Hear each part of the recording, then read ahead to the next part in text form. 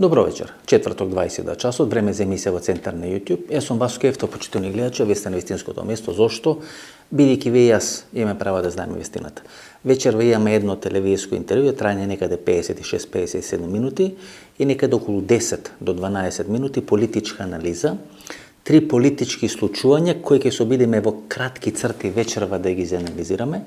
Во недела во 22 часот сакав да имаме ново политичко интервју, којто има мноштво на настани. СДСМ, ВМРО-ДПМН, градот Скопје, ЛДП што се случува, Путин, делумна мобилизација, закани за нуклеарна борба или нуклеарна бомба. Што се случи околу Агенцијата за национална безбедност? Всушност, тоа се 3 или 4 работи кои во една или две емисии пред летната сезона ви беа најавени. Беше најавена Вилма Русковска беше смената. Па беше најавено дека во СДСМ клучната во наводници битка ќе се случи околу Агенцијата за национална безбедност и таа сега ескалира таа клучна битка и дооди до самиот врв на политичката структура или на политичката партија. За Горан Милевски најавивме дека е прашање на време кога ќе биде смените, ве се поднесе оставка на министерската функција, како што сега стојат работите, нема да се кандидира за нов лидерски мандат во ЛДП и тоа е интервјуто со Никола Пановски на тие теми, на тие две теми ќе разговараме. Тоа е што се случува во градот Скопје и што се случува во партијата ЛДП и како некоја рака од позадина да ги реди или да ги влече коцките, да носи одредени луѓе. Како знаете, кои имате метеопрогноза и гледате дека се случува или дека во најава е одредено невреме, одредена бура и дека тоа сигурно ќе погоди ваша држава, ставате таму одредени вреки со песок и така натаму, се подготвувате за таа бура или за евентуална поплава, нешто слично како сега да се случува во Република Македонија. Имавме француски, имавме бугарски предлог, тој беше усвоен во македонскиот парламент. Треба да се поминат со уставните измени во Република Македонија. 13 ноември минатата година имаше обид за правење за гулаш или проруска или пробудимпешта влада во Република Македонија. Тоа не се случи во последен момент. Горан Милевски може беше дел на таа структура и сега некој како предварително да сака да се ги намести, да се ги постави работите, да нема никакво политичко изненадување во Република Македонија. Тие се 3 или 4 теми кои сега ќе анализираме. Се надевам дека ќе направиме нова анализа некаде во недела во 22 часот.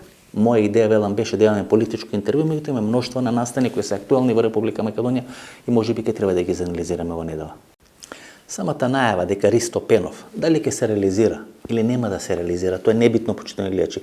Самата најава дека Ристо Пенов не демантира, дека размислува и дека му е понудено да биде министар за локална самоуправа во владата на Димитар Ковачевски, што ке рече во влада каде што оставка поднесол Горан Милевски од лични или семејни причини, а всушност беше натеран или беше принуден поради одредени лоши политички проценки, одредени лоши политички потези, посебно во последните 12 месеци, иако замерките на адреса на Горан Милевски датираат уште од референдум од 2018 година, кога исто се колебаше дали да даде подршка, дали да не даде подршка, како ќе успее да испазари таа своја подршка за подршка на референдумот околу уставните измени, односно промената на името 2018 година и Преспанскиот договор. Значи, самото враќање на Ристо Пенов, бидејќи ако Бранко Црвенковски се смета дека е ДНК на СДСМ, тогаш Петар Гошев, а многу повеќе Ристо Пенов се ДНК на денешната либерално-демократска партија. Подоцна и Андре Жерновски, Јово Манасиевски, кои беа во наводници деца на Ристо Пенов или беа и произлезени од чинелот на Ристо Пенов, беа советници во градот Скопје, кој Ристо Пенов имаше во два наврати мандат 4 годишен да биде градоначалник на градот Скопје. Всушност партијата е форматирана по теркот или по тие узанси на Ристо Пенов.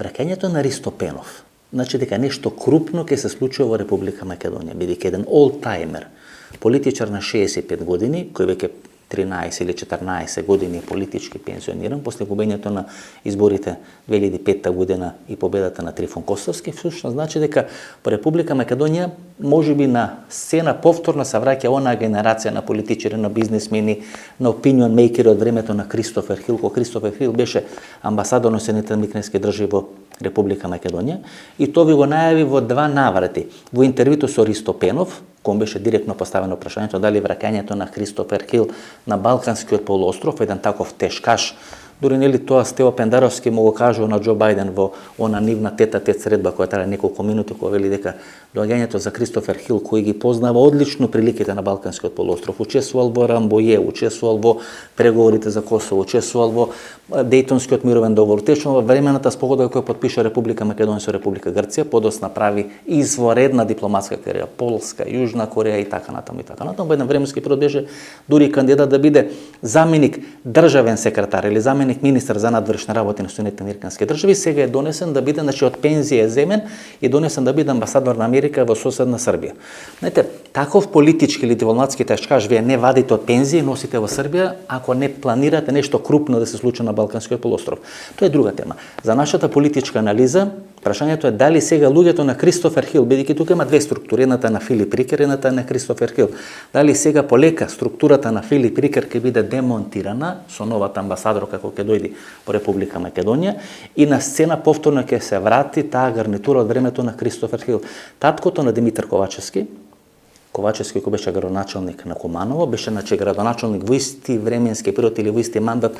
Користо Пенов го има вториот градоначалнички мандат, но сега заедно со коалиција со СДСМ, бидејќи првиот 96 година го добива коалиција со ВМРО-ДПМН, и вториот 2000 година до 2005 година го добива во коалиција со СДСМ. Во истиот тој избор на Бранко Царенковски 2000 година, значи некаде 6-7 месеци пред почетокот на војната 2001 година, и таткото на актуелниот премиер Димитар Ковачевски, Ристо Пенов, добиваат градоначалнички мандат. Едниот во Команово, едниот во Скопје. Значи враќањето на Ристо Пенов, значи враќање на дел на крупниот капитал во ЛДП, приближување на крупниот капитал до гарнитурата или до владата на Република Македонија и можеби на мала врата отварање на можност Бранко Царенковски да се реактивира. Знаете, ако се реактивира Ристо Пенов, кој е во изворедни политички односи и релации со Бранко Царенковски, тогаш можеби на мала врата создава една таква ситуација. Сојузот за Македонија, тоа ви го најавив некаде пред една или пред 2 недели, тоа е единствена гума за спасување која може да му биде фрлена на Бранко Царенковски. Тука структурата на Зоран Заев во СДСМ ќе се случи драматично ферментирање, можеби токму изборот на прв човек на Агенцијата за национална безбедност ќе ги отвори сите тие процеси кои се сега на некој начин затворени во СДСМ и во ситуација кога е ВМРО-ДПМН клекнато со судирот Христијан Мицковски, Даниела Арсовска, СДСМ доста несмасно влезе во некој процес кога може да повампират одредени кадровски желби, амбиции и така натаму и така натаму. Гледате, Зоран Заев се слика со Петри Шелего, Зоран Заев се слика на свадбата на синот на Кочо Ангјушев со Љупчо Николовски, кој беше генерален секретар и до пред една година се доживуваше како потенцијален лидер на СДСМ по заменување на Зоран Заев. На таа фотографија Венко Филипче, кој до она несреќа во Тетово, загинувањето во она модуларна болница 14 или 15 исто така фигурираше како може наследник на Зоран Заев. Значи, многу смислено таа фотографија каде што се Љупчо Николовски, Зоран Заев и Венко Филипче објавува на својот Facebook профил на кого сака да му прати порака на Зоран Заев, каква порака сака да прати. Значи, тие процеси ќе се случуваат сега во СДСМ и Ристо Пенов имаше одлични релации со Виктор Димовски, актуелниот прв човек на Агенцијата за национална безбедност, кој треба да биде иден амбасадор на Република Македонија во Република Франција. Се бара сега негов заменик на Виктор Димовски. И одлични релации во Комисијата за преговори со Република Бугарија. Луѓе на Ристо Пенов и преку Ристо Пенов Бранко Царенковски има одредено влијание на работата на таа комисија, се вклучени во процесот на преговори со Република Бугарија. Што ќе рече дека доаѓањето на Ристо Пенов, без разлика дали ќе прифати да биде министер или нема да прифати да биде министер, самото појавување, вадење од нафтелин, вадење од политичка пензија, праќа силна политичка порака. Ќе видиме што ќе се случи на македонската политичка сцена. Се ми се чини дека ЛДП беше нестабилен фактор, беше нестабилен политички субјект во времето на Горан Милевски и дека меѓународната заедница и актуелната власт не може да се дозволи на чело на ЛДП да има една таква нестабилна политичка фигурина од типот на Горан Милевски. Илете што сега се случува во врвата во ВМРО-ДПМН. Одреден персонален конфликт кој трае веќе 10 дена помеѓу првиот човек на партијата, шпицниот кандидат за премиер на изборите 2020 година, 15 или 2020 година, и шпицниот кандидат за градоначалник во сите општини кај што ВМРО-ДПМН победи на локалните избори или освои локалната власт на изборите минатата година. И момината солза на режимот, мајката на градот Скопје, а од пред 10 дена маќејата на градот Скопје според толкувањата или според хајките, харангите на ВМРО-ДПМН. Гледате како функционира Даниела Арсовска, знаете. Ке се појави на пресконференција на сменетиот директор на Скопски водовод, имате една брутална реакција на ВМРО-ДПМН. Па ке се појави на седница на Советот на градот Скопје, ќе даде она изјава за рачињата во медот и каде е шпицниот кандидат, имате брутална харанга на ВМРО-ДПМН. ВМРО-ДПМН никако да ја свати пораката на времето, дека граѓаните на Република Македонија, дека граѓаните на Скопје се уморни од црна кампања. Знаете, као никој да ја навлекува ВМРО-ДПМН перманентно да води црна кампања. Даниел Арсовски ќе се појави, ќе предизвика таква харанга и таква црна кампања и ќе ја снема. И тоа покажа две работи. Прво, дека има само контрола врз себе и врз процесите кои се случуваат во ВМРО-ДПМН, околу ВМРО-ДПМН, во и околу градот Скопје, парите и така натаму тендерите, но и дека некој кој добро ја познава ВМРО-ДПМН, Никола Груевски, луѓе на Никола Груевски кои точно знаат како ќе реагира ВМРО-ДПМН, како ќе реагира Центарот за комуникација или за контаминација на ВМРО-ДПМН, како ќе реагира Хрисан Ницковски, како да стои позади Даниела Арсовска и точно да ја дава инструкции што треба да прави. Знаете што е најголема опасност за ВМРО-ДПМН? Бидејќи времето граѓаните на градот Скопје покажува дека веќе им е збоктисано од црна политичка кампања, дека им е збоктисано од одредена политичка харанга која се случува сега кон Даниела Арсовска, а се случувало во времето на Мартин Протогер и Никола Груевски 10-11 години таква црна кампања водеше во ВМРО-ДПМН. И ВМРО-ДПМН сега ја обструира работата на македонскиот парламент, ги обструира преговорите со Европската унија. ВМРО-ДПМН сега ќе обструира работата на Даниела Арсовска во градот Скопје. На тој начин ВМРО-ДПМН се промовира во политичка партија кога е во опозиција да ги блокира сите процеси во Република Македонија. Дали е тоа кредит на Светска банка, дали е тоа кредит на Европска банка, дали е тоа нормално функционирање на собрание, дали е тоа нормално функционирање на градот Скопје, дали е тоа нормално функционирање на државата, не битно. ВМРО-ДПМН, кога не е на власт, блокира се живо и диво во Република Македонија. Знаете, тоа е како да вие треба да срушите одредено кукиче, вие пуштате булдожер и наместо тоа керпич кукиче вие рушите све пред себе. Или она метафора дека за една крменадла вие сте подготвени да убиете цел вол. Ево една таква роља се наоѓа сега во ВМРО-ДПМН. И во еден временски период ќе им збоктиса на граѓаните од целиот тој процес на обструкција кој ги прави ВМРО-ДПМН. Го обструират Тала Џафери, обструират работење на влада, обструират работење на парламент, обструират работење на градот Скопје. На крај ќе им се случи тоа што му се случи на Дуј, да го обструират Билал Касами и работењето на Тетово, да има предвремени избори каде што Дуј беше згазен од тетовчани, бидејќи им се смачи на тетовчани од обструкциите кои ги прави Дуј. Е нешто слично, во некоја слична роља се наоѓа во ВМРО-ДПМН. Така што тој конфликт помеѓу Даниел Арсовски и Христан Ницковски многу поопасен за партијата, бидејќи партијата полека, кроце по кроце, крачка по крачка се жигосува дека е партија која секогаш работи против националните интереси на Република Македонија и секогаш работејќи против тие национални интереси има само една цел, да дојде на власт во Република Македонија. Дека е подготвена се да направи, знаете. Сите обструкции можни и блокади да ги направи, само дојде на власт во Република Македонија. Тоа е главната опасност на конфликтот Даниел Арсовска Христан Ницковски, бидејќи кој ќе биде прв човек во Белата палата е сосема небитно, ќе водат една иста политика, знаете. Меѓутоа, ако ВМРО-ДПМН се промовира ко главен кочничар на сите процеси во Република Македонија, кои ќе доближат Република Македонија до Европската унија, тоа значи дека таа партија на еден среден рок ќе биде во една драматична, во една длабока политичка опозиција и тешко ќе може да дојде на власт во Република Македонија. И гледате што случува во Руската Федерација, едно драматично, вонредно обраќање на Владимир Путин до руската јавност со две драматични пораки дека ќе има дополнителна мобилизација, подосна министерот за одбрана Сергеј Шојгу да објаснува дека Руската Федерација во моментот е подготвена дополнително да мобилизира некаде околу 300.000 војници кои ќе ги испрати на фронтовите во Украина. И втората порака е, како вели Владимир Путин, не блефирам, подготвен сум да употребам тактичка нуклеарна бомба. И сега Михаил Ходорковски, кој беше еден од главните, ако не беше и најголем руски олигарх пред доаѓањето на власт на Владимир Путин, кој влезе во политички конфликт со Владимир Путин, му беше одземено богатството, беше пратен во затвор сега во политички азил, вели дека после таквата драматична најава на Владимир Путин дека е подготвен да користи нуклеарно оружје, тоа значи две работи. Тоа ќе биде или крај на светот, бидејќи ќе дојде до трета светска нуклеарна војна, или ќе биде крај на Путин, или крај на путинизмот. Мене ми се чини, почитувани гледачи, дека таа изјава на Владимир Путин всушност ја дава човек кој е донесен до зидот. Човек кој сваќа дека ќе биде поразен на војното поле.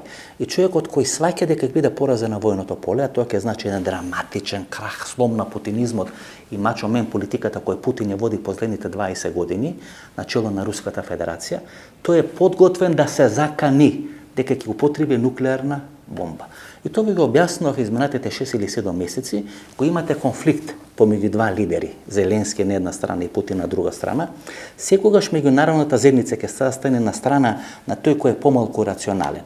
Владимир Путин, кој сега има нуклеарна бомба во раката и се закано дека ќе употреби таа нуклеарна бомба, ако не му бидат удоволени барањата, значи само една работа, дека меѓународната заедница ќе треба да изврши драматичен притисок врз Зеленски и врз Украина, да сопре офанзивата на Украина, да прифати одредени барања на Владимир Путин, за да не се дојде во ситуација нерационалниот или налудничавиот Владимир Путин да ја искористи нуклеарната бомба. И тоа е пораката на Владимир Путин. Или ќе го притиснете Зеленски, или ќе го натерате Зеленски да не ја гази руската армија на бојното поле во Украина, или јас ќе употребам нуклеарна бомба.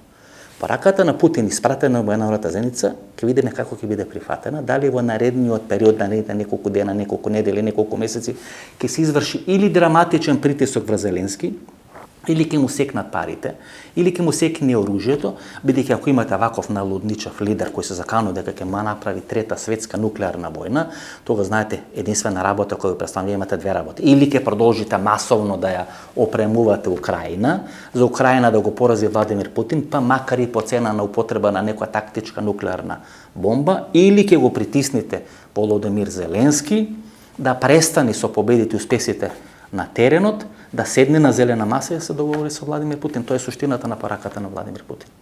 Почитувани гледачи, Владимир Путин е еден исклучително интелигентен политичар. Меѓутоа тој е политичар кој потекнува од чинелот на КГБ, кој со телото е во 21 век, а со паметот или со размислувањата во 20 век. Тој е начело на Руската федерација, а со паметот е останат во Советскиот сојуз. И такви политичари кои 20 години инвестират во мачо мен политика, авторитарни лидери на крај завршуваат во некоја слепа улица. И гледате сега сите политички сојузници на Путин тоа му окажуваат. И Реджеп Тајип Ердоган кој му вели дека час поскоро треба да заврши војната во Украина, дека Крим е составен дел на Украина, значи ако е Крим од 2014 година кој е анектиран од Руската федерација, каде што има руска локална власт, каде што е изграден мост, каде што русите инвестирале стотици милиони долари евра да го поврзат Крим со територијата на Руската федерација, ако тоа му го каже Реджеп Тајип Ердоган, тога за Донбас не станува збор. Па имате на Индија, и првиот човек на Индија кој е суперсила во настанување му вели дека тие не сакаат и не сметат дека во 21 век политичките конфликти се решаваат со војни средства. Имате Кина кој не сака да го рескира своето партнерство со Америка и со Европската унија, која и дава поддршка на Русија и на Руската федерација на Владимир Путин, меѓутоа не му даваат поддршка да продолжи војната во Украина. Соочен со една таква конфигурација на односи, Владимир Путин сака да заврши војната, нема победа на војното поле и мора да се закани со нуклеарна бомба. Со заканата за нуклеарна бомба треба целата меѓународна заедница сега да дојде и да го моли Владимир Путин да прифати дел од барањата на Владимир Путин и од политички пораз со кој се соочува на војното поле, тој треба да излезе политички победник. Знаете, онаа флоскула дека русите никогаш не изгубиле војна. Да, русите изгубија војната во Украина. Русите не оствари ниту една од стратешките цели во Украина, бидејќи Путин е свесен дека руската војска не е во кондиција да ги оствари стратешките цели.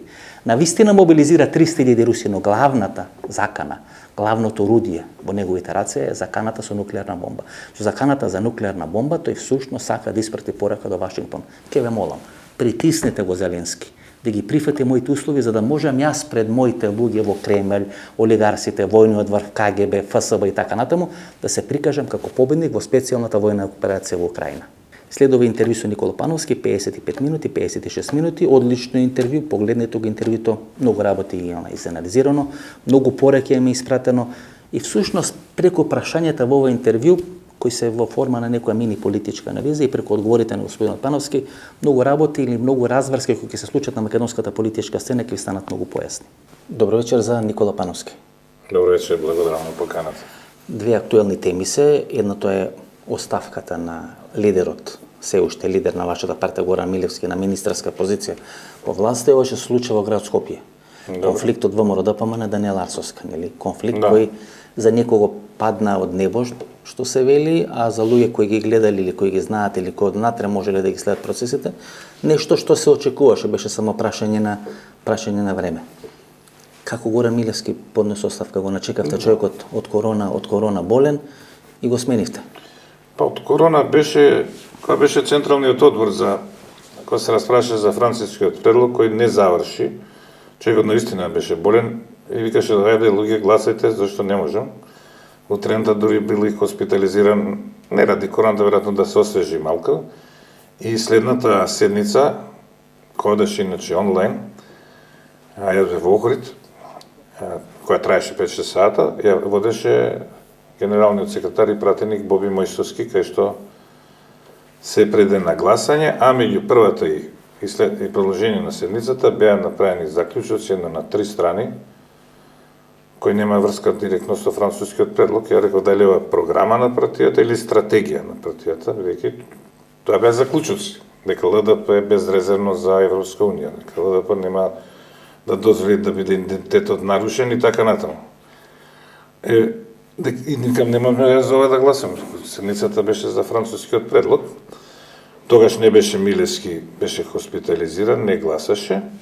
Така да првата седница почна со негов извештај дека само иницијативно, ова е многу битно да се знае, бидејќи ќе има избор на конгрес ќе има, какво е расположението во партијата, дека само иницијативно 44 одбора, мислам дека има 60 општински одбори, знаејќи дека ќе се расправа за тоа, без никој да ги праша, меѓутоа имаат право да се состанат, зборувале за францускиот предлог и дека сите 44 до 1, ова го знае јавноста, кажале дека се против. Против францускиот предлог. Францускиот, и тоа едногласно сите, во еден одбор од 44 имал еден воздржан. Значи само еден воздржан. Воздржан од 44 кажувале за францускиот предлог. И он тоа го кажа, навести дека ќе биде против, и после почна разводнување на оваквото стилот у нашава држава, ако кажеш нешто против власта, ти си у ВМРО. Дали ова седница на ВМРО, ја после побрав да се извинат, тие така и престанаа да зборат. Значи, може мене да ми кажуваат они по 40 години дека сум ВМРО или не знам што сум, ако имам своје мислење. И вие сте против францускиот Да. предлог? Јас кажав, не сум против францускиот, сум кажав дека внесувањето на бугарите во уставот, без разлика што е, нема реципроцитет, безобразно и барањето и така натаму, како услов, не треба да го прифатиме од стратешки причини како држава, бидејќи мој согледување сека нема да помине. Како уставни измени? Да, како уставни, дека нема да има промени на уставот, или ќе биде толку скапо платено, како што беше скапо за Преспанскиот, да фактички судството и обвинителството треба да не постојат, ако почне се уцени, дека нема да помине и дека Европската унија, тоа беше мој став кој го кажав и затоа бев само меѓу тројца што гласаа против. Другите не гласа за. Гласа за некои заклучоци, мислам, не беа тие на дневен ред, они не гласа за француски, гласа за заклучоци, дека нашата држава ќе биде крива што не ги отпочнала преговорите, нити ќе се добијат средства финансиски и така натаму, и дека ние сме подпишале тоа. Ќе речат, па никој вас не ве тераше да го подпишете, тие европски бюрократи. Тоа е моето. Некој вовет на интервјуто. И се уште сикате либерално-демократска партија. Да. Меѓутоа вие се однесувате како конзервативна партија. Значи најтврдите ставови што се кажуваат во државата се кажуваат од либерално-демократската партија, вклучително и францускиот предлог. Во целата ова работа. Например, зошто не би сакале бугарите да се устават? Не, далеко дека не сакаме. Бугарите не сакаме да бидеме оценети. 60 години, подобро знаете, кога сакате не дека да влезете, тогаш тоа може да се свати како тропање на врата, може да се свати како уцена, нели? Зависи од која го гледаме, дали чашата е полупразна или дали чашата е полуполна. Меѓутоа, ако бугарите нас се обидат да не направат бугари 50 или 60 години, тогаш во македонскиот устав имаме бугари, имаме македонци, значи во самиот устав всушност е јасно декларирано, јасно е дистинкција направена дека постојат два различни народи, бугарскиот и македонскиот. Никако, апсолутно не е спорно тоа да влезат во уставот. Меѓутоа, тоа е суштината. Тоа е суштината. Условот, кога 15 пресуди не признават, условот за почеток на преговори да биде тоа е безобразие. Тоа не е бугарски веќе, тоа е веќе француски, кој го има усвоено европската и не е заради тоа што они ќе влезат, туку заради тоа што атмосферата во државата, па и во партијата, кај народот, ја не можам да го сменам народ. Ја би гласал за да влезат. И тоа јас кажам дека нема да пројде тоа, ќе си трае 10 години така и ќе биде крива нашата држава, зашто тоа подобро да кажеме. Прво мислам дека во тој смисол беше тоа, не беше заради тоа. Прво мислам дека конзерватизам нема да се случи тоа. Знаете, ако биде гласањето некаде за 15 месеци од потпишувањето или префаќањето на францускиот предлог, тоа значи ноември месец, крајниот рок, ноември месец идната година. Ако имаме редовни избори во Македонија, значи октомври, ноември месец идната година, на 3 или на 4 месеци пред редовните избори. Од овие 40 и нешто пратеници на ВМРО да помане. Значи да не прифатиме дека ВМРО ќе се распадне, дека ќе дојде ново раководство, дека ќе се подели на два дела и така натаму, туку од овие 43-4 пратеника што се сега во ВМРО да помане, барем 10 или 15 Мицкоски нема да ги стави на нова листа. Од тие 10 или 15 што нема да ги стави на нова листа, сигурно 7 или 8 ќе гласа за францускиот предлог. Така што тие катастрофични изјави нема 10 години да се прифати. Не ќе се прифати, у Македонија нема работа што не се прифатила.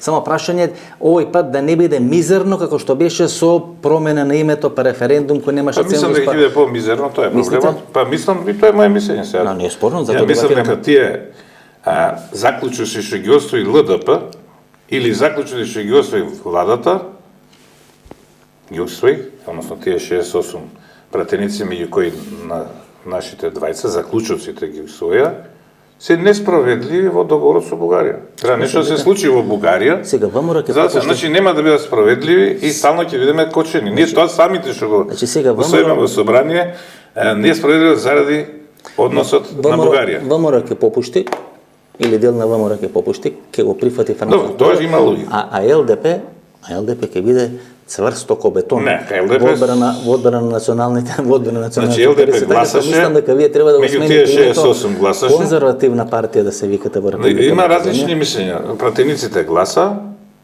за.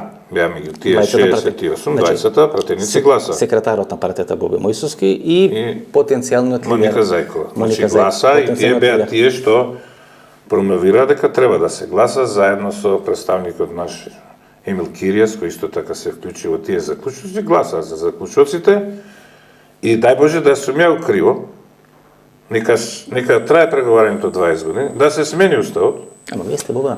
И да дојдат, тоа ќе има логика да дојдат фондовите европски тука. Вие сте Бога либерална коалиција во рамки на Европската унија. Да. Кај што е Марк Руте нели на чело. Апсолутно. Марк Руте крајот на годината дојде. Дури мислам дека и Горан Милевски беше дел на целиот тој пакет за правење на ново парламентарно мнозинство. Сега веќе нели може да се каже. Значи целата работа беше на тие што беа против да не биде условувано и оценувано. Ништо друго. Нити сме против бугарите да влезат, и тоа да не биде оценувано. Фактички ние не сме ги почнале преговорите, ќе ги почнеме кој ќе се смени уставот. Ако јас сметам и уште неколку имам мислење дека тоа нема да се случи во Македонија, ќе кажем моето мислење. Кој беше ставот на Горан Милевски по тоа прашање? Против. Да не се прифати францускиот предлог. Да не се прифати овој дел од преговорите. Да се врати назад, да не биде услов. Да не биде услов. Значи, освен Павле Трајанов, нели, кој како коалиционен партнер тоа јавно го кажа и не гласаше, нели, во парламентот, Моника Зајкова и Боби Мојсовски гласа, што значи дека пратеничката група не го почитуваше ставот на лидерот. Централниот одбор донесе одлука, така да го почитуваше ставот на Централниот одбор. Тој гласаше за тие заклучоци кои директно нема да ги поврзам со. Помеѓу двете седници на Централниот одбор, едната онлайн, едната нели. И двете беа онлайн, да. Двете беа онлайн. Да, меѓу имаше извршен одбор кој подготви заклучоци. И вие го праќате малку да се освежи, бидејќи корона е заразен, и фино го освеживте. Човекот си поднесе оставка од министер за локална самоуправа и како што сега стојат работи, ќе треба да дојдете на нов конгрес. Не, редовен конгрес. На редовен конгрес. Мислам дека е редовен од декември, нема потреба да се брза. Каде што ќе се бира нов или ќе има реизбор на стариот лидер. Да, он колку што разбрав нема да се јави. Нема да се кандидира. Така разбрав, сега не можам да тврдам. Може би. Меѓутоа ќе видиме како ќе реагира членството на СЕО. Дали вие како партија почитувате семејни вредности? Секако, зашто да не? Па што ви смета човекот? Па тој цело семејство си го вработи. Не само што своето семејство си го вработи, и семејството на жена му си ги вработи. Па и кумашини, и баџанаци, и комши, и роднини, и пријатели, и луѓе со кои играл фудбал, кој бил основно и средно училиште, И човекот кој најмногу ги почитува семејните вредности, говорам за Горан Милевски, кој све вработи што можеше да вработи на добри позиции по државата, вие го сменивте. И велите дека сте партија која почитува семејни вредности. Сега дали работил ако е 10 години таму на функција и така натаму, луѓето е секако и природно треба да се вработат. Дали се вработиле заради него или не знам, не навлегувам. Единствено сум изненаден од оставката. Сме имале ние оставки во партија и така натаму, и тоа не гледам каде он ќе продолжи да работи. Така да може да случи парадокс да може би вработил, а да остане без работа. Тој да остане без работа. Па сега што знам, оне долго време тука беше и пратеник, веројатно го чуваат местото кај што работил, тоа е средното економско училиште во Битол, таму професор, меѓутоа живее во Скопје, така да се пресели во Скопје. Се јавуваат проблеми се пресели во Скопје. Да, не знам како ќе, значи он лично не сум разбрал, можда не знам, дека се обезбедил кај ќе продолжи ние во претходните да работи и навистина да си даде оставка. Веројатно имал голем притисок да го направи тоа. Јас од моја страна вака гледам, да кажам, бидејќи не сум вклучен, нити ме интересира. Па добро, ве сте биле на 2 седници историски во наводници, па сте тоа е еден меѓу 90 души, бевте носител на листа во град Скопје. Секако, меѓутоа не ги знам причините и само кажам како го гледам од надвор. Дека има делумна врска со францускиот превод и можеби, мислам неосновано, не можам да тврдам, страв дека ако он остане лидер, можеби био повел членството да биде во некаква коалиција со ВМРО-ДПМНЕ, бидејќи ставот на партијата до сега е да на следните избори сепак се оди самостојно со големиот ризик. Значи во моментот. А сега мислам дека ако он се тргне, веќе ќе се трни, ако не се смени нешто и се трне од председател, дека ако биде Моника Зајкова председател, предпоставам дека ќе биде многу поблиска до СДС и можеби повторно ќе имаат, пошто ја не мислам да се бавам со политици. А сум советник и осам колку што имам. Да имаат заеднички листи. Дека ова е на некој начин превенција да ЛДП не отиде на таа страна. Иако мислам дека е неосновано. Просто ние во претходните интервјуа тоа прашање го имавме отворено, а некаде после 2013 година кога Андреј Жерновски станува градоначалник на општина Центар, после 2 или после 3 прегласувања, кога Никола Груевски тоа го доживеа како еден тежок пораз, ги носеше отпуста да гласат, па нели зуши ги ваде, па лифтови и така натаму, мораше да му сосветат на Андреј Жерновски. И тогаш тоа јавна тајна беше дека дел на структурите на ВМРО-ДПМНЕ, Мјалков, Груевски, теренските играчи на ВМРО-ДПМНЕ, работеле на конгресот на ЛДП да биде поразен Андреј Жерновски. И Андреј Жерновски навистина се откажа, бидејќи на терен некоја невидлива рака, велат, работела за Горан Милевски. Добро. Дури имаше и една фотографија која беше објавена непосредно после неговото враќање на работа, говорам за Горан Милевски, саме ќе објави, прв работен ден, средба со моите блиски пријатели, Миле Зечевиќ, генералниот на СДСМ, и Артан Груби, вториот човек или вице-премиерот во македонската влада. Значи дека Горан Милевски во тој временски период сака да остане министер, сака да остане начело на ЛДП. Па се случува фотографија нова сега на Боби Мојсовски со Артан Груби и со Миле Зечевиќ, што ќе рече дека СДСМ веќе имал донесено одлука да се влезе во процес на смена на Горан Милевски и дека се работело за некој друг фаворит во рамки на ЛДП. Значи ЛДП посакуван партнер. Дали ќе биде дел на ВМРО за прајање на нова влада на 13 ноември минатата година, она руска влада, или ќе бидете на заеднички листи со СДСМ. Значи тука е сега ролјата на ЛДП, доаѓа Ристо Пенов, сега снимаме среда, нели еден ден пред емисијата. Најавите се дека Ристо Пенов најверојатно ќе биде наследник, може да биде, може да не биде, меѓутоа во моментот така стојат работите. Како вие тоа го објаснувате? Тоа уште е поголемо изненадување од оставката на Милевски, која мене ме затече, која не ја објаснам, сега си кажам како гледам од страна, не сум разговарал, вика дека е лична работа и дека не сака да каже. И многу интересно како ќе реагира членството, затоа ја го спомнав она 44. Како ќе реагира членството на изборот, дури да има еден кандидат. Може би ќе го натераат сепак да остане. Може ќе најдат некој трет. Значи тоа е интересно што ќе се случува. Не е така се Ни црно, ни бело. Да. А за Ристо Пенов сум уште повеќе изненаден, бидејќи човекот... Па викат му со женеле децата, внуците Па добро, може пораснале, нема што да прави 65 години, 57 човекот е 50. заслужен партијата, близок сум со него, не сакам против ништо да кажам, меѓутоа секогаш зборувам факти. Те може... Нема да ги скријам фактите дека тој Ристо Пенов во партијата од 2005 кога престана да биде градоначалник не влегол. Значи има 17 години. Иако бил избран извршен одбор, кога ја бев, па не доаѓаше. Не се гледам таму, ми глупо ми викаше Добре, да бидам така како бивши преседател, за разлика од Манасиевски кој доаѓаше. И сме имале, еве имавме сега во мај 25 години, па 2017, 20 години од формирање на партијата, доаѓал и Перо Гошев. Ристо Пенов не доаѓал? Или пишал телеграма. Па стално се случило да биде на пат. Секош на пат. Значи, ниеднаш не е појавен. Јас последен пат, као нека партиска активност, беше седнам еден кафич со Горан, со Јово и он, кога беа локалните избори. Видов дека... Кога ве убедија Па така, да бидете носител и даваше совети, листа. меѓутоа никош не се појавил.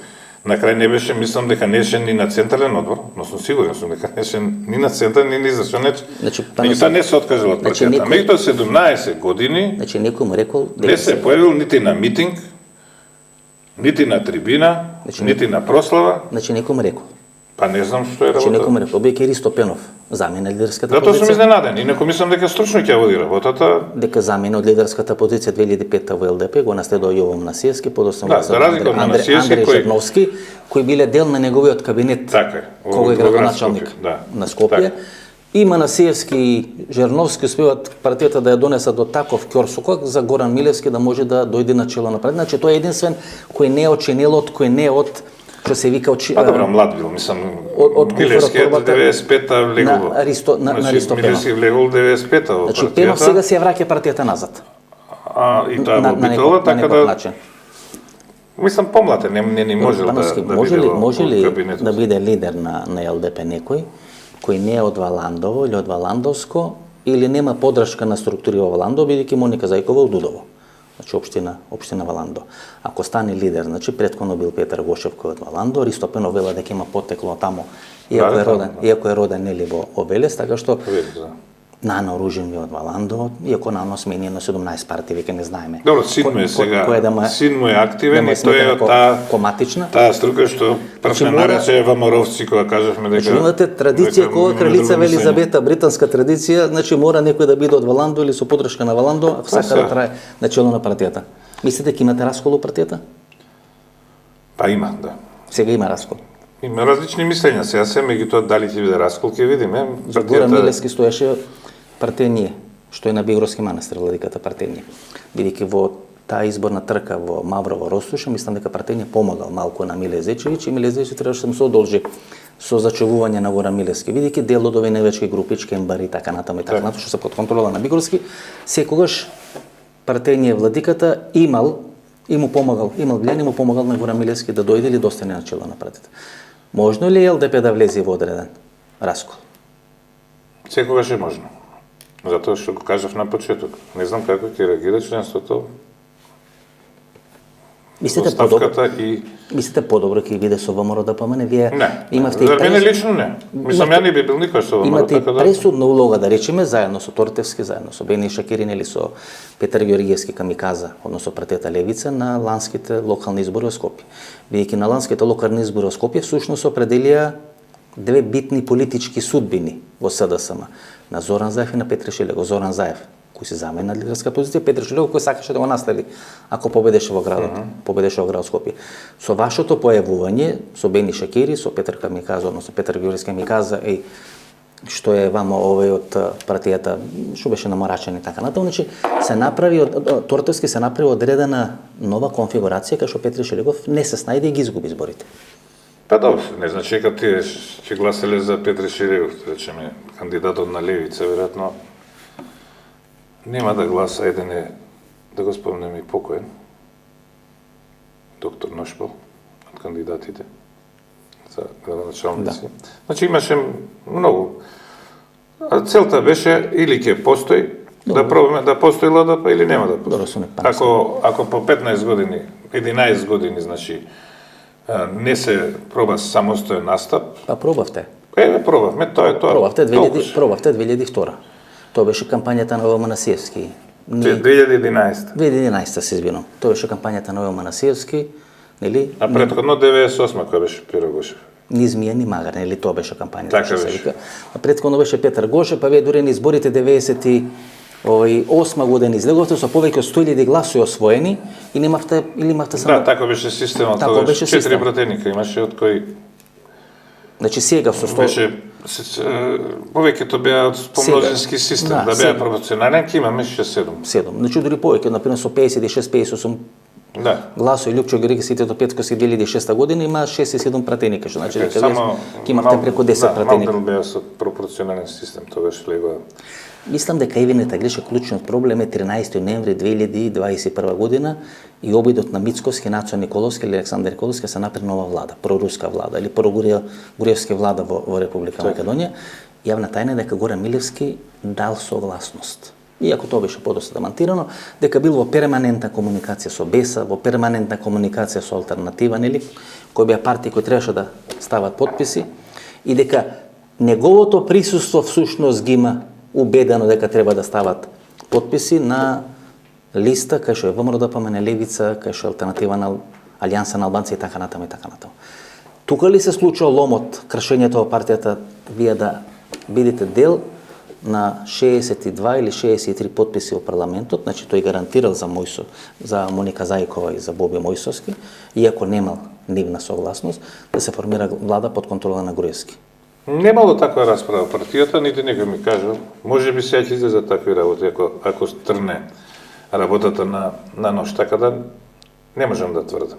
Не верувам, меѓутоа не можам да тврдам. И некој самостоен настап е за да, сега сме двајца, подано биле тројца, меѓутоа ние двајца сме многу посилни од тие тројца, веќе не сме на листата. Сега, Значи јас ако се откажам значи, за советник на листата ќе дојде друг. Ако Моника Зајкова стане министер, ќе дојде од СДС. па е Ристо Пенов оставате министар. Не, сакам да кажам, сакам да кажам кога сте на вас- заедничка листа е сосема друго. Значи вас А друго лидерот, е кога сте самостоен. Значи јас сум сега во советот заедно со господица Теодора Крстевска самостој. значи сме Не сме ние во коалиција со некој друг. Да, ве разбирам. Тоа сакам да кажам, тоа е тоа придобивката. Значи состојбата Дали ќе успееме и дали ќе се оди за самостој избори понатаму, не знам. Меѓутоа состојбата во вашата партија со овој лидер после 13 ноември минатата година беше дека ВМРО ДПМН континуирано во наводници инвестира во лидерот Горан Милевски, ајде да не речеме нешто вулгарно, го купи во наводници, а СДСМ инвестира во наводници или во наводници и купил пратениците на ЛДП. И всушност без пратеници, министер во влада, има тежина како Неджат Мустафа кој беше министер без портфел во сите овие влади на Никола Груевски или претходно на СДСМ кој ги формираше тие влади. Значи без два пратеника кои вие ги имате, кои вие силата, тежината, лидерот не може да направи ништо. Вреди како икебана во саксија. добро, тоа се спекулации, не можам да тврдам. Мислам, ќе покаже времето. Значи, дека тоа се случило на 13 ноември, немам информации. Ова што го знам од како член на Централен одбор и мојот гледање од страна го кажав. Инаку, како партија, јас... Со Ристо Пенов ви се враќа или крупниот капитал во партијата? Не. Бидејќи Ристо Пенов беше секојаш близок и при оно спојување на либералната Не е партија. враќање на Ристо Пенов во партијата, Настоја кој е на- министер. на Мислам, дали ќе се врати во партијата, не знам. Тоа ви е Он има враќање на- 15 години. Тоа ви е враќање на Свето Јаневски или Свето Пивара, како што е познат во Само ви јавноста. кажав, Тие беа луѓе кои секојаш ја Се случило финансирале. Перо Гошев да дојде кампањата на партијата. на конгрес, лично и персонално, а не се случило Ристо Пенов да дојде. А Мислам, вие сте од добро 2005. односи со Ристо Пенов или не сте Да, добро? да. Разлика. Критички настроен кон Ристо Пенов. Кој? Ако се врати Ристо Пенов, што не би се вратил и Бранко Цренковски, кој некој министер, Не, затоа сум затечен и не можам да верувам, меѓутоа Ристо Пенов секојаш ви ги влечеше конци од позадина. Има улога во на комисија за преговори со Бугарија, има комуникација со Бранко Цренковски, има комуникација со крупниот капитал, секако дека има нешто, со крупното банкарско лоби во Република Македонија, знаете. И сега ова личи на некој ракопис на Бранко Цренковски. Всушност ова екипата на Христофер Хил, кој беше амбасадор на Соединетите американски држави во Македонија, кога го убедуваше Ристо Пенов да биде кандидат за председател, па го убедуваше да биде гувернер, па стана Петар Гошев и така натаму и така натаму. Ова е враќање на една екипа на Христофер Хил, значи ова и во самата американска структура се случува во наводници од еден. Тоа се високи политики, не сега. Ја само да кажам, сте 30 години тука сега. Знаете, секојаш кога не сакате да одговорите, викате јас ова не го знам, не сум го слушал. Од 91 сум Лига демократија, па Демократска партија основач на Демократска партија. Вие сте олдтаймер на политичката сцена. И после 97 која ЛДП, мојата идеја била и секогаш и до ден денес, еве сега сум и на работната кариера на крај, една работа била во професијата медицинска да ги спасам антибиотиците од уништување, да им го продолжам векот, а тоа е со рационална нивна примена, тоа сум работел.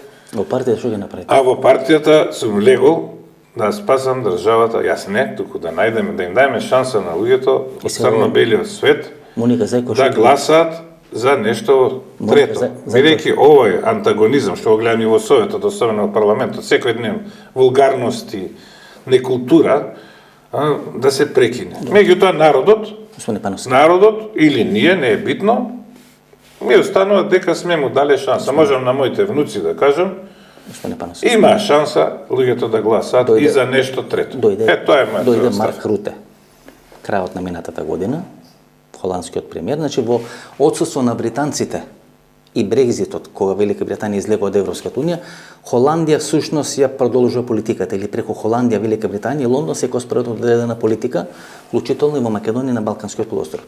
И јасна беше пораката на Марк Руте. И имаше кратка средба со Горан Милевски, после таа средба со Горан Милевски ги смени или ги омекна своите политички ставови околу иднината на владата, кој тога се уште предводеше Зоран Заев, подоцна Зоран Заев нели опстои на таа своја оставка и дојде Димитар Ковачевски на чело на влад.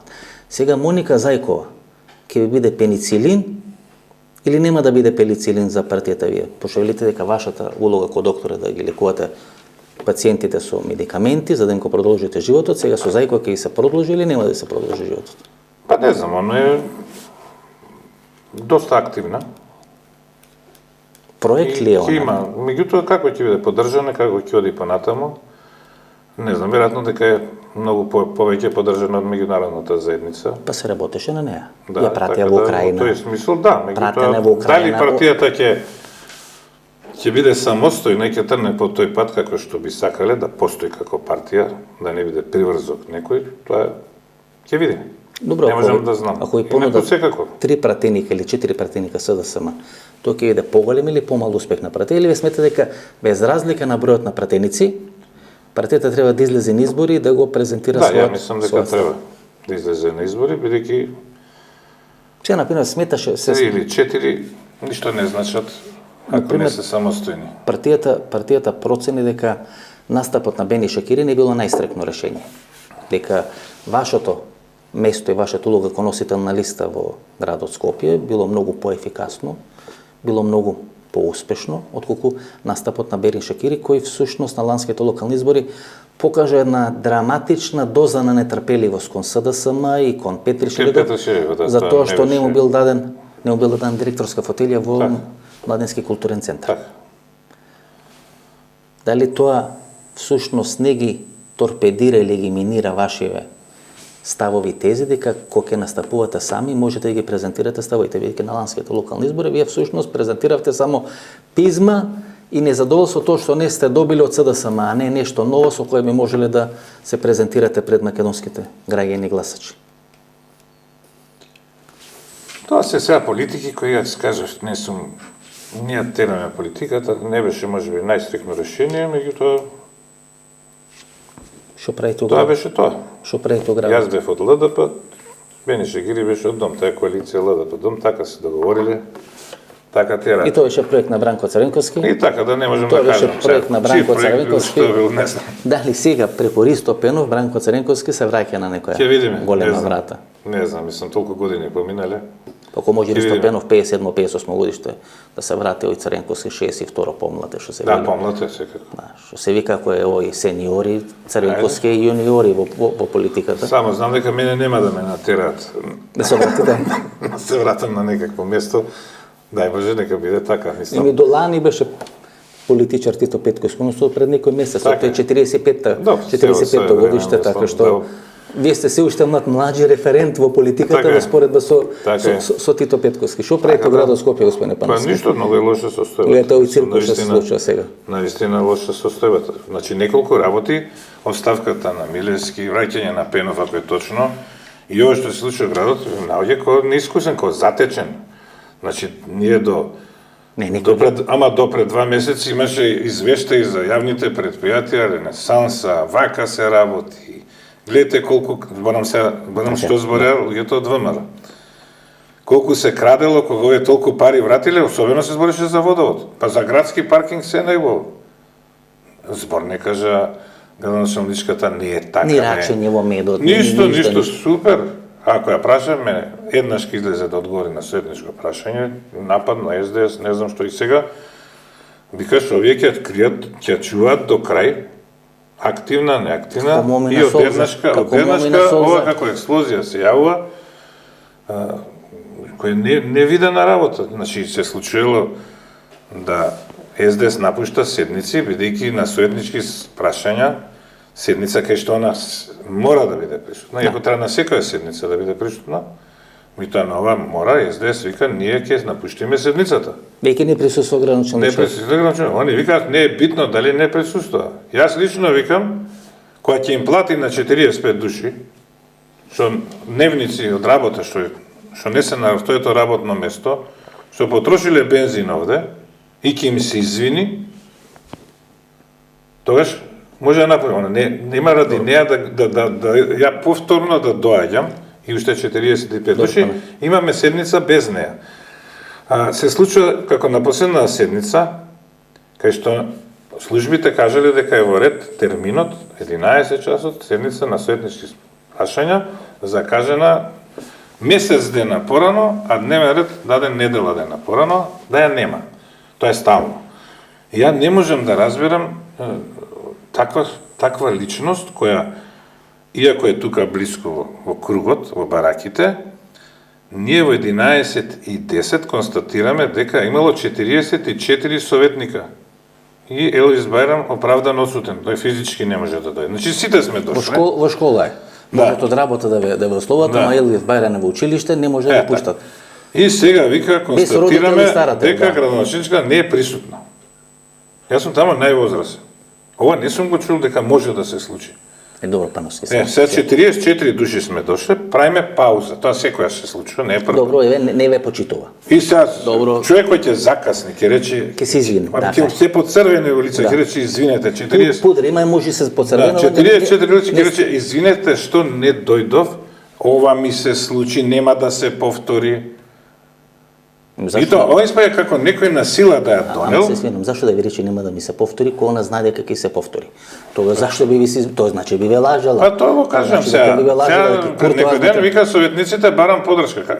Прво треба да се однесуваш културно, ја невоспитување, не култура не призна. Значи, Особено од човек што е 25 години помлад од мене. И седна у галеријата позади, кај што нема микрофон, а прашањата на албански не става слушалки, значи до неа се прашањата, она не става слушалки. Првото, второто, а на третото прашање излегува, го видовте наслов не одговара воопшто на прашањето и си оди. И сега ние сме, дали треба да останеме на советнички прашања, не остава сами. За вас, Па да. добро, платата зошто ја дават? за вас така треба психолошки ве проценила. Јас ако не дојдам Значи, на седница, нема да ми дадат дневница. Ве проценила како што треба, значи цврста рака, нели така ја прикажуваат сега во јавноста зена со цврста Ама, рака. без вечитување на советници. 20-30, кој не може 20-30 да бара албанци, подршка ако не почитува. ранковно вработени, кои не дојде на работа, ги им отпуштено дома. Се Па му се тоа обраќа на може да Мичевски добие по шпицен подршка, кандидат. меѓутоа Па нели Култура треба. како вели собрака на советниците, собрака на директорите, екс-директорите кои се смените во водовод и така натаму, со рачињата во мед, тоа беше еден драмски, Добро, ако седне Ковачевски горе со новинарите, како ќе го прими јавноста тоа? Во оваа држава има два. До таму ли ќе стигне? Во оваа држава има Ќе викаат браво. Има двојни стандарди. Едни стандарди важат за СДСМ, втори стандарди важат за ВМРО ДПМН. На некој начин на ВМРО ДПМН е како на помало дете со двојки и тројки, секогаш им се прогледува низ прсти за сите однесувања и за сите паули демократски. Што се прави? Меѓутоа Османе Пановски да бидеме И сакам да кажам дека ситуацијата е катастрофа. Ако 200 милиона, ја лично од тоа ВМРО сме донеле $40,000 проект, зашто прочитале таму Никола Пановски, грант, го вратија. Мислам, баш за антибиотици, го вратија.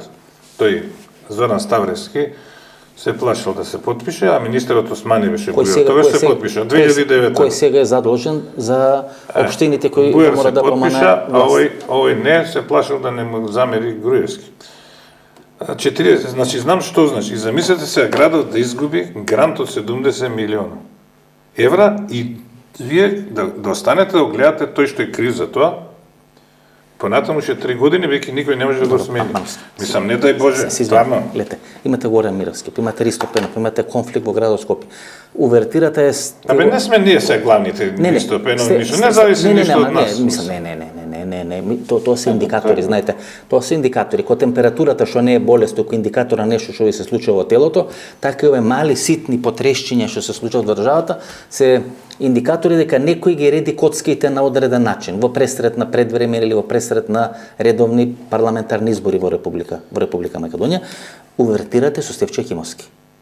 Кога излегува, кога вели дека Христо Мицкоски ноторен алкохоличар, дека се напие пука воздух. Има поврзаност, разликата е што Стефче е работник, го избрале граѓаните, а имаме градоначелник што 500 гласа не може да добие. Стефче Како Екимовски. Бени Шекири пола немаше ни 10% од Бени Шекири да добие да беше без ВМРО кандидат. Да не застанеше зад неа. Така да тоа е разликата. Стефче победи сам и јас сум жител на Карпуш, го гледам тоа. Тој сепак работи. Стефче Екимовски се возеше во автомобил или во джип или во не знам што, имаше стајано мобилен телефон пред него, се снимаше и се обраќаше директно Даниела Арсовска, која со месеци не му кревала телефон. Така е. И одедна сега Стефче Екимовски, Косана Мазнева, Николич, Даниела Арсовска се една група. Кога ќе го истретнам, ќе му го кажам ова, бидејќи некој успел да ги спои во една група.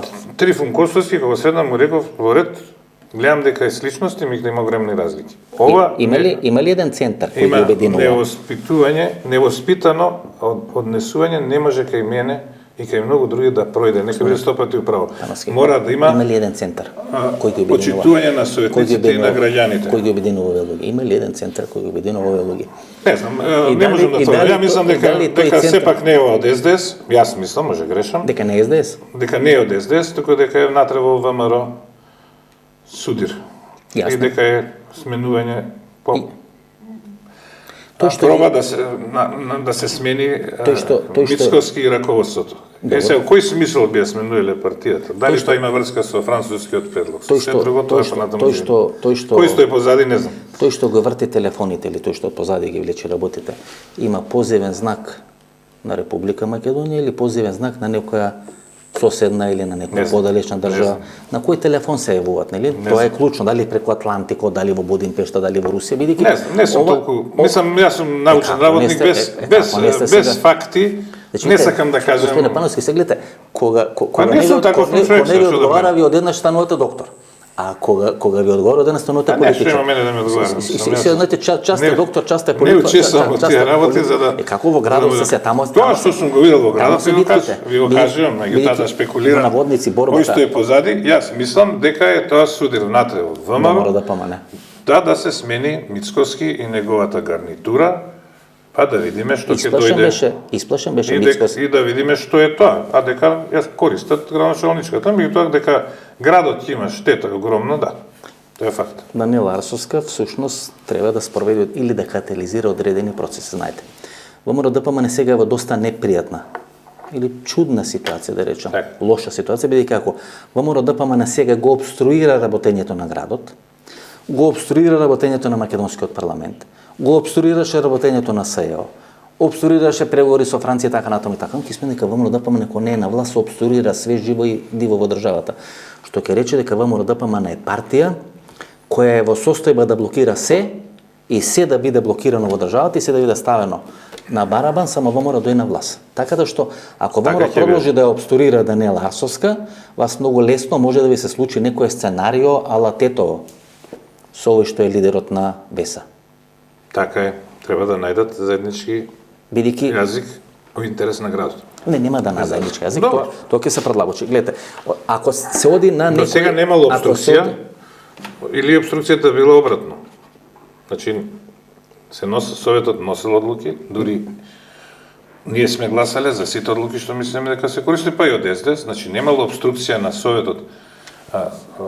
Ние сме го правиле кворумот. Се случувало да они немаат 23, кога треба да речеме ребаланс на буџет, Вие сте и не го даваат да гласат, дека не се соберат и они. Значи, немало обструкција од страна на Советот, Пановски, повеќе било обструкција о спроведување на одлуки од Советот или проектите од страна на вие сте градоначалничката. Вие сте познати ко партија која не обструира, туку дава кворум или создава кворум, па Роза кворум или Роза Караска-Топузовска секој обезбедуваше кворум, кога нели излегува после 2014 година заедно со Солза Грчева и бе независни пратеници. Колку изгледа ЛДП, цела емисија нема крај да кажем. Доби прекар Роза кворум, која секојаш обезбедуваше кворум, нели ќе го напаѓа Груевски ВМРО-ДПМН, меѓутоа секојаш 61 пратеник во парламентот се обезбедуваше за помош или на Солза Грчева или на Роза Караска-Топузовска. Така што и вие со ова што има обезбедувате кворум, вие не правите некоја новина, туку само имате континуитет на едно политичко партиско делување. Значи нема врска тоа. Не зборев јас за ЛДП, туку за Ке се случи ли било и за СДСМ културно, која е закажана седницата, да сте натре, да не шетате по паркот и да правите глупости што прави ВМРО. Значи тоа ние не го правиме. Ви кажав 40 без 40 советници не се случило да има седница. Значи таму сме. Добро, сакаме да работиме. Значи Советот сака да работи, добро е, го води Славевски.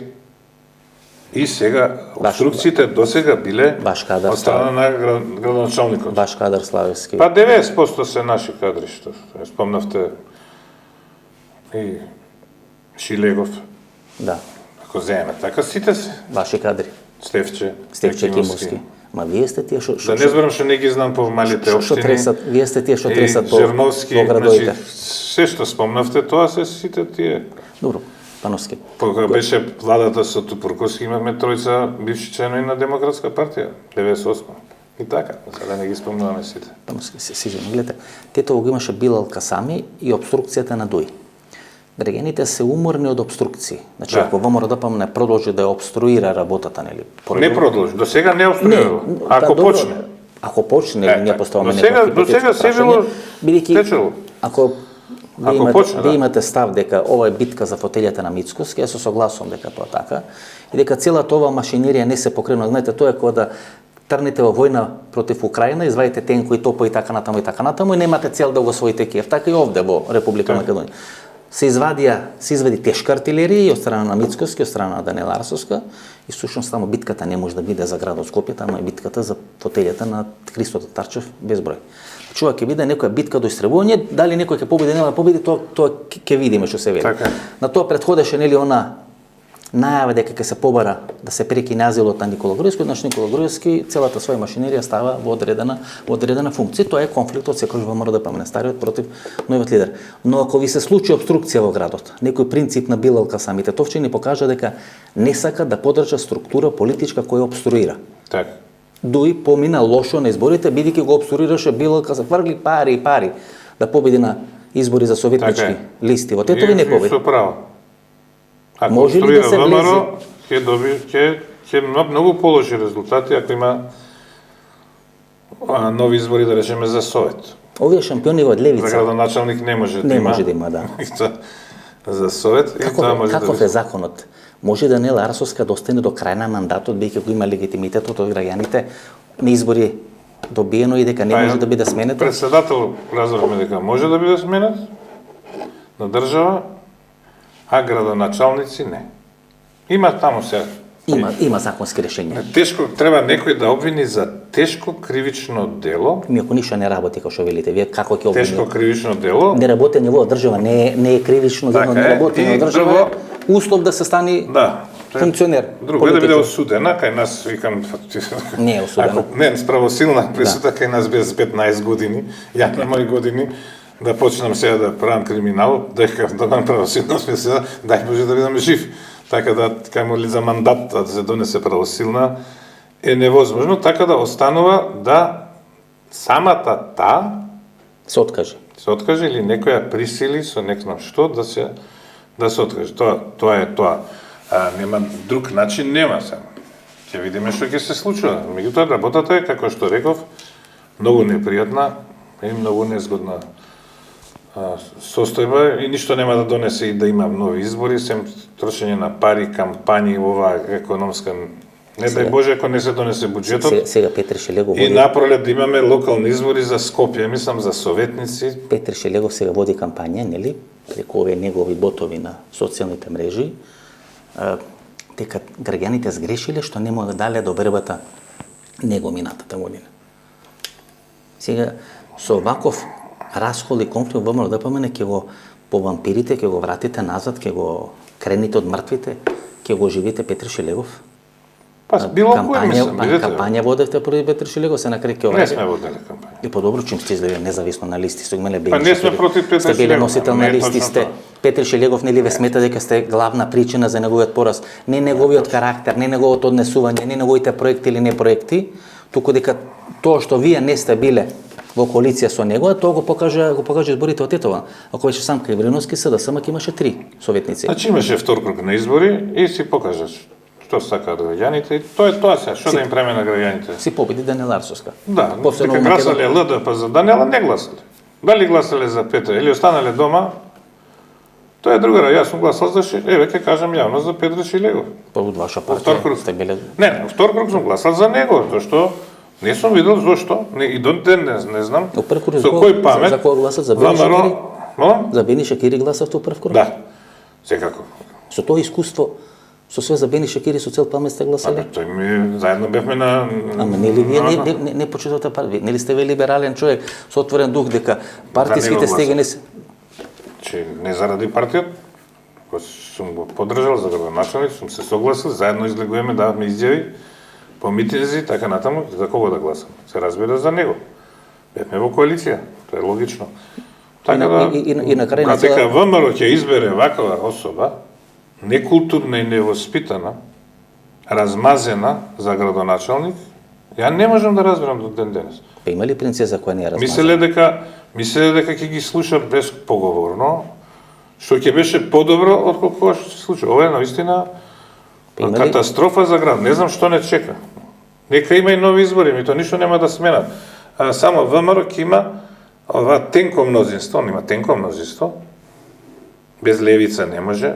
Алтернатива, едниот советник е од Алтернатива, кој е тука со нив, а во градот Алтернатива со власт, еден од Алијанса, значи без нив они немаат, и сега е тешко, двајца Жупановски советници, врти случаи- веќе не може да донесете Значи- без нас, Значи врти случај. без СДС, не може да се донесе без дуи да се донесе буџет или нешто друго. дали И тоа- замислете, на избори они секако ќе имаат пата ќе бидат и ќе бидат уште потешко. Дали во градот Скопје? Нема ништо да се реши. Дали во А градот градоначалниците ќе остане исти. Дали во градот Скопје се тестира модел за широко коалицирање во Република Македонија? Па изгледа тоа е спасот на државата. За жал не успеа третиот пат. Што ќе рече дека Мицковски пречи во моделот за широко коалицирање помеѓу СДСМ и ВМРО ДПМН. Па се- Може нема да биде Даниела Арсовска, може ќе биде некој друг, но во моментот очигледно и странците точно процени дека ниту едната ниту другата политичка партија немаат капацитет да имаат апсолутна власт во државата. Минатата година дозволија во наводници, дозволија, нели? Не се тие што додоми, тоа ајде пежоративно кажа, нели, калето климнало со глава и ВМРО осви власта на локално ниво. Да. И не покажа освен тројца или 4 градоначалници дека знаат да ја практикуваат таа власт. И сите со знание, анализи или гледање во иднината покажува дека некоја широка влада кај што ќе има лидери кои се компатибилни на чело на ВМРО и на чело на СДСМ, на пример Бојан Маричич на чело на СДСМ, Тимчо Муцунски на чело на ВМРО ДПМН. Спомна Бојан Маричич веќе тој ќе води преговорите со Европската унија. Так. А во наредните 3 или 4 или 5 години всушност тоа ќе биде топ темата во Македонија. Сите министерства ќе треба да бидат командувани или да работат во некој таков принцип, некој таков правец. Значи веројатно ќе се однат две решенија на чело на ВМРО на СДСМ, не знам, само онака го ставам на маса Маричич и Тимчо Муцунски кои ќе можат да ја водат државата, бидејќи и Али Ахмети нас горе-долу ни се ближи кон политичка пензија и во самата ДУИ ќе се јави еден таков проблем и трите клучни политички партии во државата ќе треба да расчистат со Али Ахметивизмот, со Груевизмот или со Црвенковизмот или со Заевизмот во државата. И државата во престрат на преговори со Европска унија ќе мора да решава три тектонски процеси во трите клучни партии. Можеби Скопје ќе биде лакмусот како тоа функционира. Може. Мора да се реши. Ако треба и така. Не може Вие сте тука, кажеме ние. Вие сте тука да медикаменти да дадете. Да. Форум да обезбедувате. Се со кои ќе бидете, со партизаните или со германците? Со двете. Секогаш било ЛДП. Значи кога сум легол, либерално дел да се на телевизиска емисија прв не се кара, јас сум тој лакмусот што или партијата, тоа ми било мојата овако идеја што сум у политика. Да ги смирам двете партии, дека не се едните предавници, другите се дека не ја продаваа државата, дека мора заедно да работиме за општи интереси. Дека не може да влезеш таму и да гледаш само како да го нападнеш другиот и така да се гледа општиот интерес. И те кажам на крај дека можам само да кажам на моите наследници дека чиста совесно дека сум пробал или сме пробале, а дека сме успеале, не сме успеале. Сизино Пановски. Не Последно на крај. Во тој смисол е тоа мојата. Сметавме дека Мицкоски е лош лидер и Мицкоски е реално лош лидер. Се замислите Даниел Арсовска до началната партија. Се замислите ние сметавме дека Петри Шелегов е лош градоначалник и навистина беше лош градоначалник. Се доаѓа Даниел Арсовска. Гледате како доаѓаат нови генерации, нови гарнитури. И по општините, мислам дека Златко Марин е лош градоначалник. И до Тимчо Муцунски, од кој чекав дека нешто ќе направи за општината, пошто нели тука снимаме во општина. Тимчо Муцунски катастрофа. Значи катастрофа. Дури од еден катастрофален Златко Марин уште поголема. Значи како доаѓаат? Добро, сега ќе биде, само да ви кажам, се полоши и полоши. Ќе биде тешко и да се процени сега, мислам, со ова, кај што поскапување на струјата, на они школите, буџетот е несоодветен на тоа што не чека во зима и се тешко кој да кажеме дека ќе биде добро, сите ќе бидат лоши, граѓаните ќе бидат гневни на секој градоначалник и најдобриот тешко ќе може да даде резултати. Меѓутоа во минатото додите вие на седница на Совет, тоа сакав да го кажам. Првата седница извештај од јавните предпријатија 2021 годишен извештај. Ама ве нервира Даниела. И само сега за неја емоција покажувате. И сега сите јавни предпријатија сегашна власт против извештајот. Нема еден случајно да се погоди. Сега извештаите за овие 3-месечни квартални нови предпријатија, иако фалени од ВМРО, за СДС, колку се они таму советници, сите се против. Значи не се покажало некој да многу пари се. И така да, мислам, на што личи тоа кој е мотивот на некој да биде добар или лош директор, кога зависи од неговиот лидер и водот се секогаш конфликтите во водот и во времето на Трифон Костовски, не викам ништо дека не се, меѓутоа има некој успешен, некој помалку успешен, некој неуспешен, не може сите исти кош да ги ставаме. Тамо се многу пари.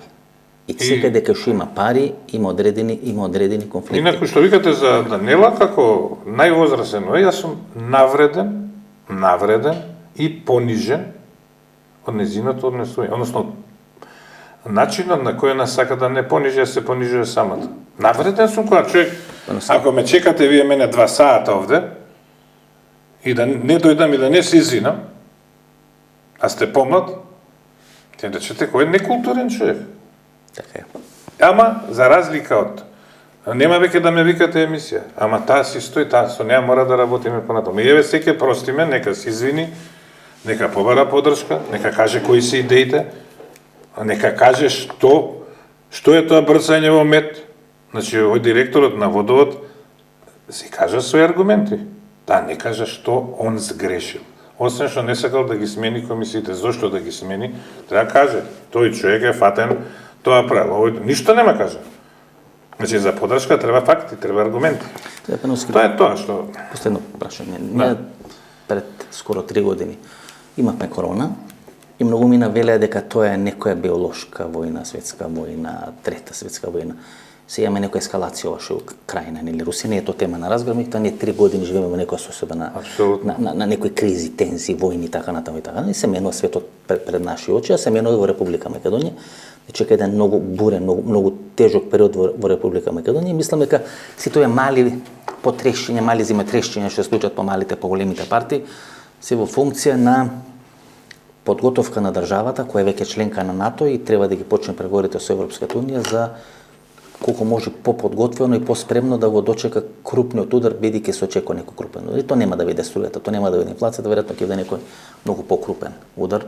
Не е предмет на оваа емисија, меѓутоа чисто живееме во едно така турбулентно време. Турбулентно, таман мислиме дека ќе да спасиме од коронава, сега почна и весело и се, меѓутоа економскиот момент Сега и тоа што не чека, не знаеме што ќе биде. Има помалце луѓе по улиците отколку во времето пред од короната. Сега поради немање пари, тогаш поради карантини.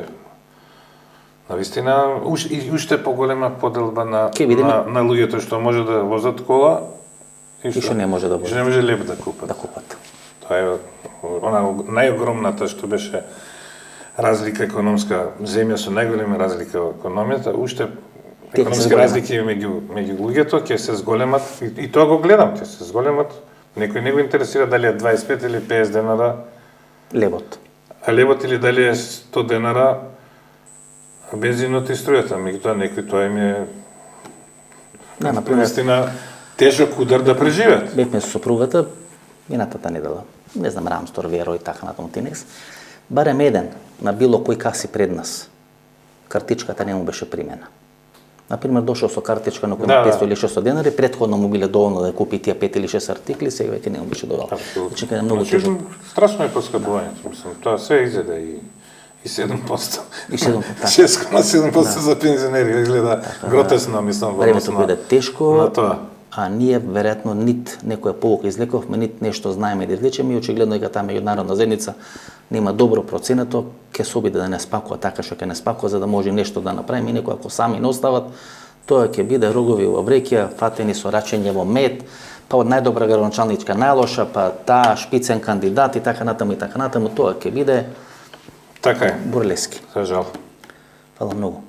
Многу среќа, ми беше задоволство, трето интервју во година и пол дена, вие сте човек со искуство кој знае што да каже, малце повеќе кој би биле ко политичар кој одговарате, ама кој не ви одговара, не сте политичар. Па не, наистина кажа, без аргументи не сакам да спекулирам. Се не добро, фала многу.